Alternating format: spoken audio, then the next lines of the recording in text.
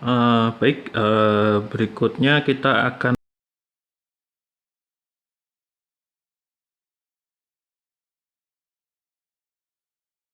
dinyatakan dalam persamaan matematis berikut, yaitu integral tertutup dari medan magnet didotkan dengan suatu kurva, diferensial suatu kurva.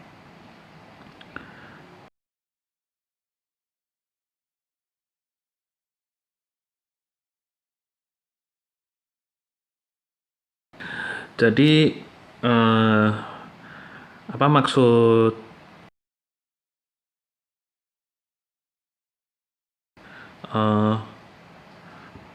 kita akan tunjukkan dengan memberikan suatu contoh. Misal saya punya sebuah muatan garis gitu ya, saya punya sebuah muatan garis, kemudian bukan muatan garis tapi sebuah kawat yang dialiri oleh arus listrik gitu ya. Misalkan saya punya arus listriknya ke sana gitu. Nah, kemudian di sini saya ingin mencari tahu berapa medan magnet yang dihasilkan oleh arus ini. Jadi misalkan arusnya itu dari min tak hingga sampai ke tak hingga gitu ya. Jadi kawat yang sangat panjang gitu. Dia nggak harus tak hingga itu adalah pendekatan yang mudah gitu ya untuk perhitungan. Nah, bagaimana kita akan menghitung medan magnet yang dihasilkan oleh kawat arus panjang ini? Tentu kita sudah punya hasil ini dari perhitungan kita yang sebelumnya, yaitu untuk yang kawat panjang.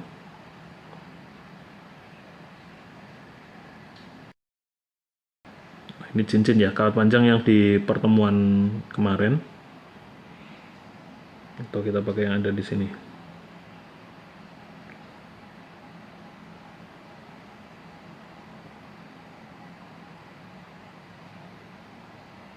Nah ini, oh bukan, ini dari cincin. Dari yang kawat panjang kita lihat. Nah ini ya, jadi ini adalah catatan pertemuan kita yang sebelumnya.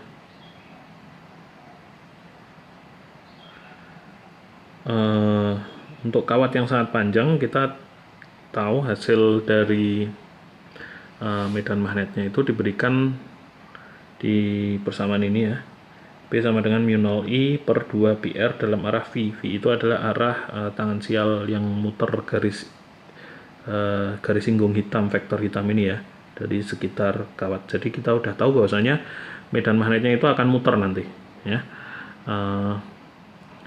Nah sekarang kita ingin dapatkan hasil tersebut menggunakan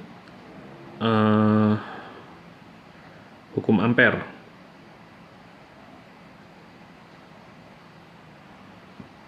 Ya, jadi gimana caranya? Pertama kita harus membuat sebuah loop tertutup atau garis yang tertutup.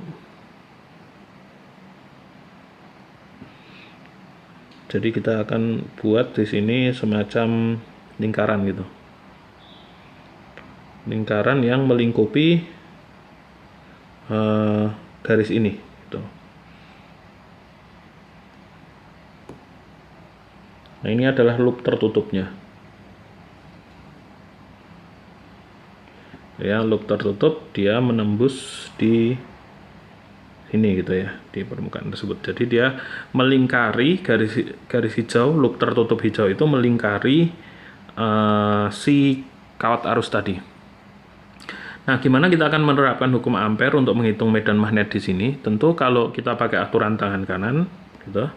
Kita pakai aturan tangan kanan berdasarkan arus yang ada di situ, maka saya punya arah medan magnetnya itu harus ke sini kan.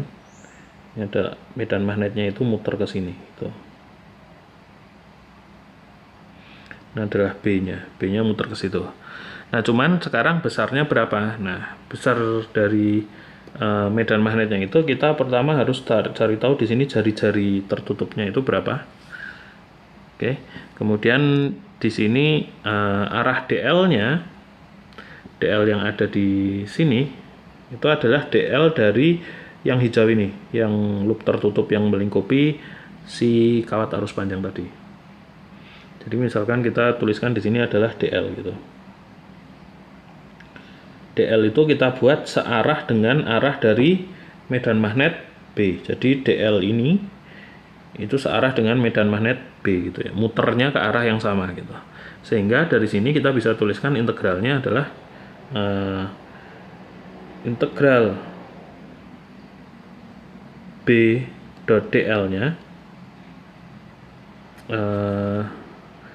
sama dengan mu 0 IC.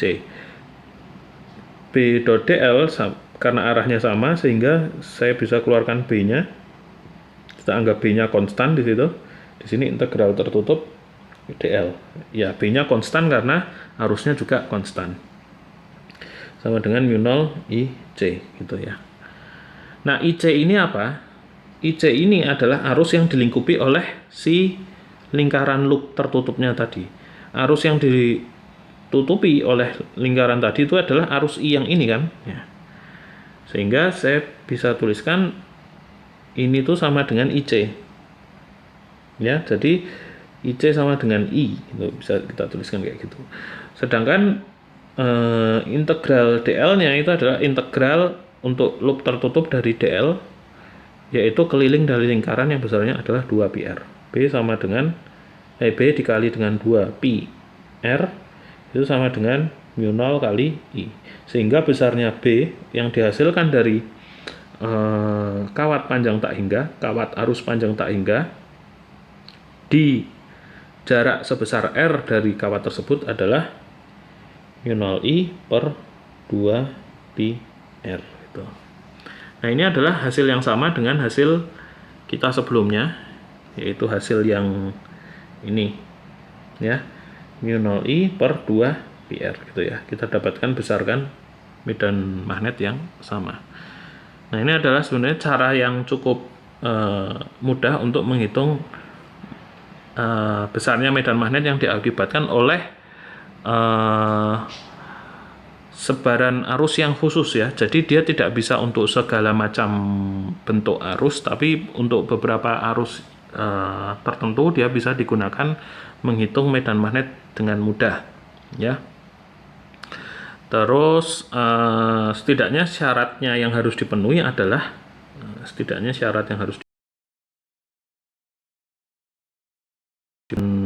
medan B itu harus konstan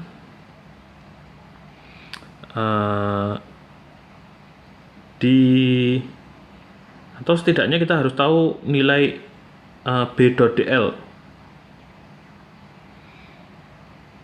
di sepanjang kurvanya tadi. Dia B-nya nggak harus konstan, tapi setidaknya kita harus tahu nilai ini ya. Nilai ini di sepanjang kurva tertutup. Tapi tidak semua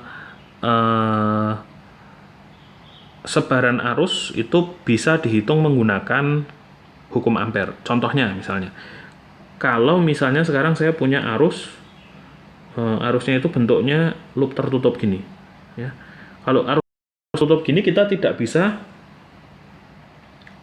hitung berapa medan magnet yang disebarkan oleh arus yang tertutup ini menggunakan hukum ampere. Misalkan di sini ada arus gitu ya, I. Nah, I. Nah, ini medan magnet tentu dia akan menyebarkan medan magnet yang ke sana gitu kan. Ini medan magnet B. B-nya itu kayak gini ya.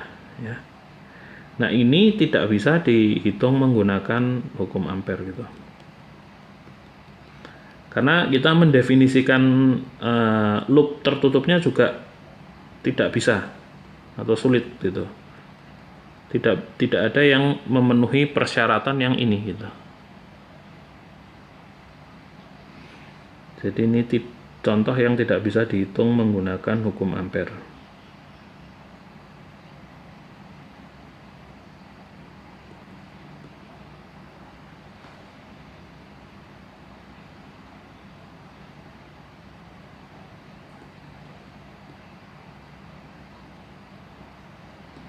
Nah, di sini paling kita akan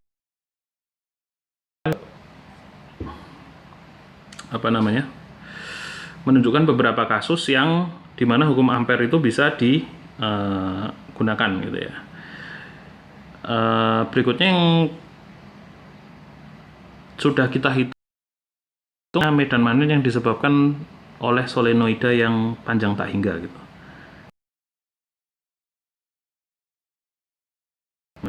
Berikutnya, oke. Di sini ada 2 buah gambar. Nanti kita akan gunakan perhitungannya menggunakan hukum ampere. Kebetulan 2 ini bisa semua.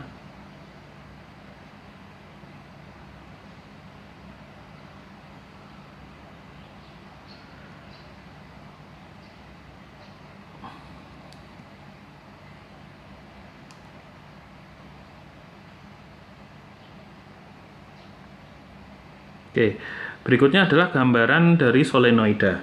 Solenoida yang di sini itu adalah seperti solenoida yang ada di sini gitu ya. Jadi solenoida itu lilitan kawat gitu ya, lilitan kawat seperti ini.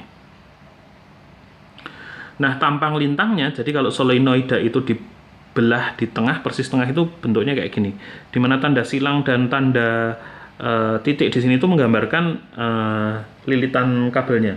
Dimana tanda titik itu arus keluar dari sini, ini arusnya keluar menembus keluar layar, dan di sini kan dia muter terus dia masuk ke atas kan. Nah, masuk itu tanda silang yang ada di sini, itu artinya berarti dia muter ke sini. Nah, harusnya itu muter gitu, memutar. Nah, ini kita potong aja tampang lintangnya. Nah, medan B di dalam solenoida ini kita bisa hitung juga menggunakan dengan hukum ampere gitu. Kalau hasil yang sebelumnya, perhitungan dengan hukum ampere itu menghasilkan B-nya itu sama dengan mu0 N kali I. Dengan N itu adalah rapat lilitan, I itu adalah arus dari satu buah loop, dan mu itu adalah permeabilitasnya ya, permeabilitas ruangnya. Nah, oke. Nah, sekarang kita akan coba menghitung ini menggunakan hukum ampere. Jadi hukum ampernya itu adalah integral tertutup B dot dl sama dengan mu0 I yang ditutupi oleh kurva yang melingkup, kurva yang melingkupi I gitu ya. Nah, sekarang kita bikin kurvanya itu bentuknya persegi yang ada di sini, yaitu lintasannya 1, 2, 3, 4 gitu ya. Nah, bisa dilihat di sini medan magnet itu hanya ada di dalam solenoida yang panjang tak hingga, sedangkan medan magnetnya di luarnya itu adalah 0 gitu ya. Kalau solenoidanya panjangnya berhingga, tentu di sini ada medan magnet gitu kan. Jadi kan di sini ada tanda panahnya akan terus keluar dari sini terus masuk lagi ke sini. Tapi kalau solenoidanya ini kita anggap panjangnya tak hingga, maka medan magnetnya itu hanya ada di dalam solenoida dan 0 di luar. Sehingga ketika kita integralkan di sini, sumbangannya itu hanya dari lintasan 1 gitu ya. Lintasan 1, lintasan 2 tidak memberi sumbangan. Kenapa? Karena arah B-nya itu tegak lurus dengan arah lintasannya gitu ya. Kalau tegak lurus kan dotnya itu berarti cos 90 derajat, yang artinya adalah 0. Kalau kita mau tuliskan lebih detail, maka di sini sama aja dengan lintasan 1 B dot dl 1 gitu, plus lintasan 2 B dot dl 2 gitu kan, plus integral B gitu untuk lintasan 3 dot dl 3, plus integral 4 B dot dl 4 sama dengan mu0 I. Tapi kita bisa lihat ketika di daerah 3 ini B-nya sama dengan 0 ya. Jadi di daerah 3 tidak ada B-nya, maka otomatis suku yang sebelah 3 ini adalah 0. Kemudian B2 itu B-nya hanya ada sedikit dari sini sampai sini, tapi bentuk sudutnya adalah 90 derajat ya. Jadi ini DL1 arahnya ke sini, DL2 arahnya ke atas. Ya, DL3 nggak usah kita tulis, DL4 arahnya ke bawah. Karena sudutnya 90 derajat, ini kan bisa dituliskan sebagai B DL, integral B DL cos 90 derajat gitu ya. Cos 90 derajat ini sama dengan 0. Ini juga sama kasusnya dengan yang ini sama dengan 0 juga. Sehingga sisanya hanya apa? Sisanya hanya tinggal suku yang sebelah sini gitu ya. Jadi saya punya untuk lintasan 1 B dot dl 1 sama dengan mu 0 I. Tuh, I yang dilengkapi oleh kurva keseluruhan ini. Nah, sekarang kita lihat bagaimana kita mencari tahu I yang ditutupi oleh kurva keseluruhan ini. I yang ditutupi oleh kurva keseluruhan, kita lihat untuk satu loop ini kan berarti ada gini ya. Terus nyambung ke sini, terus nyambung ke sini, ini ke sini. Terus gitu. Terus ini lilitan yang berikutnya. Terus gitu dan gitu seterusnya ya. Nah, kita lihat di sepanjang itu kita akan memakai misalkan menggunakan yang namanya rapat lilitan. N, rapat lilitan itu adalah jumlah lilitan per satu satuan panjang gitu ya. Nah, untuk mencari tahu, nah di sini kita tahu ini panjangnya ke sini dari sini itu adalah L. Ya, panjangnya ini itu adalah L gitu ya, L kecil. Jadi ini pakai L gitu. Sehingga jumlah lilitan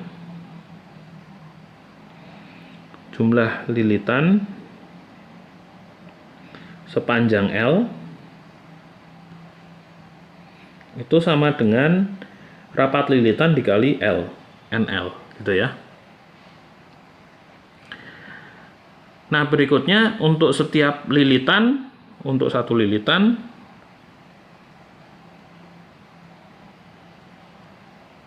arusnya adalah I. Sehingga total arus sepanjang L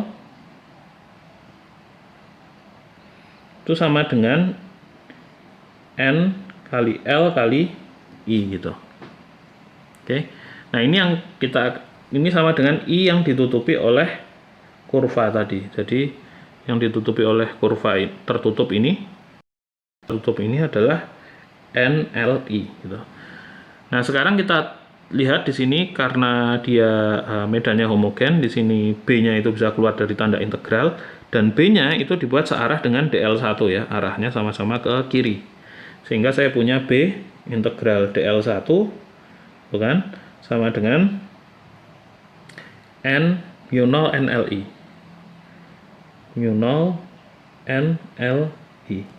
Nah, integral DL1 itu dari ujung sini sampai ke ujung sini sepanjang lintasan 1 yang besarnya adalah L.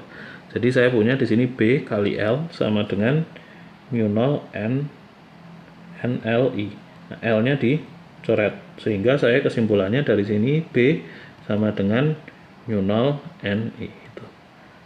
Nah, ini adalah hasil yang sama dengan kesimpulan kita sebelumnya. Yaitu B sama dengan mu 0 N I gitu ya, kesimpulan yang ini. Oke, jadi ini adalah salah satu yang bisa dikerjakan menggunakan hukum Ampere. Kemudian berikutnya lagi yang bisa dikerjakan menggunakan hukum Ampere adalah medan magnet di dalam solenoida yang berbentuk toroid atau donat ya.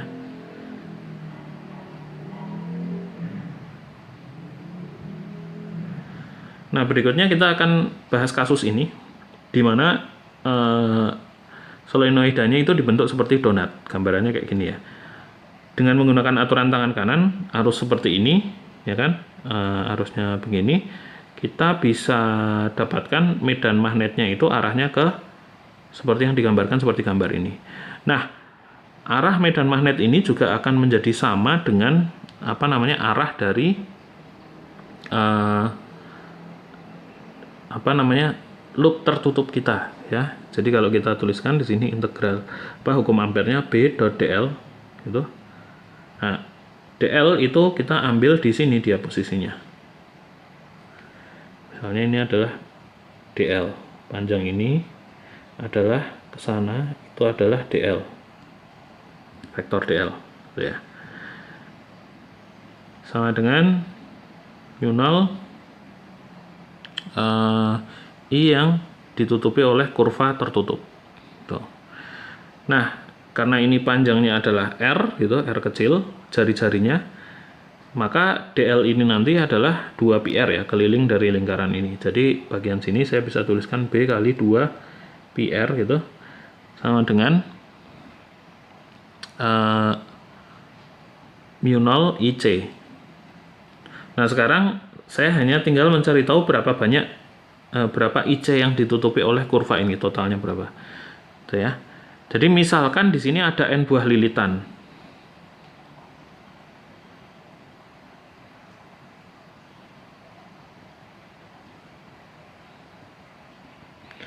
Dan tiap lilitan itu arusnya I. Maka IC-nya itu bisa dituliskan sebagai N kali I. Gitu ya. Sehingga kita bisa substitusikan NI ini ke sini. Tentu kita juga bisa pakai model rapat lilitan juga bisa, rapat lilitan. Tapi misalkan lilitannya tidak terlalu rapat, sehingga kita bisa hitung, benar-benar hitung 1, 2, 3 gitu. Dan jumlahnya dari sini sampai sini itu adalah N besar ini. Maka ini kita bisa tuliskan B kali 2πr sama dengan mu0 N kali I. Sehingga besar medan magnet di dalam solenoida yang bentuknya toroid atau bentuknya donat itu sama dengan mu0 Ni per 2πr. Gitu ya. Baik, kita akan lanjutkan di pembahasan berikutnya.